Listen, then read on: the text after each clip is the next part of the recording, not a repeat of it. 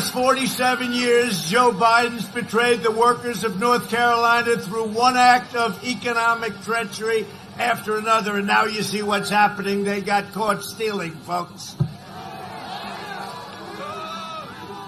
Biden's a servant of the wealthy donors and globalists and special interests who got rich, bleeding America dry, taking your jobs from North Carolina and every other place and moving them out of the country, and we turned it around. You got to remember that. And if big tech persists in coordination with the mainstream media, we must immediately strip them of their Section 230 protection. Okay, it's very simple. Is it Joe Biden and the Democrat socialists will kill your job, and that's what they've done. They've killed your jobs, dismantle your police departments, and that's what they're doing, dissolve your borders, release criminal aliens, raise your taxes by 4 times.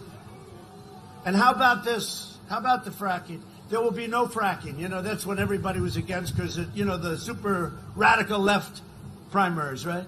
There will be no fracking. Here's Biden. No, I said there will be. How many times do I have to say it? There will be no fracking. Now he gets a nomination. The following day, he said, no, there will be fracking. And I said, okay, he's going to get killed by the media on this. They never even asked him the question. I hope you're watching Pennsylvania because you will lose 1 million fracking jobs almost immediately. Because you know what? Joe has no control over that party.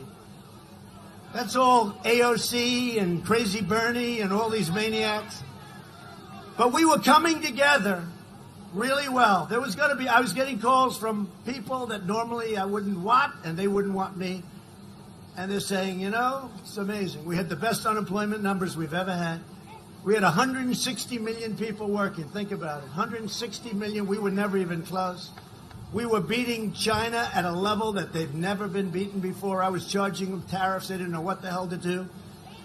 And, you know, they were always going to overtake us in 2019. If you go back 15, 20 years, 10 years, China was always going to overtake us. 2019. Well, in 2019, we became much, much bigger.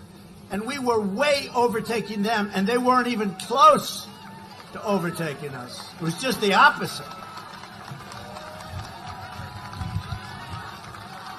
But we were coming together as a country because everything was good. Hispanic Americans, African Americans, Asian Americans, women, people with diplomas, people without diplomas, people with no high school education, PhDs from MIT. Everybody was coming together.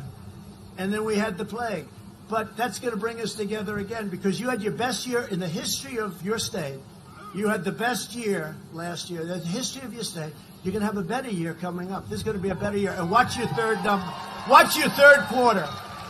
Watch your third quarter.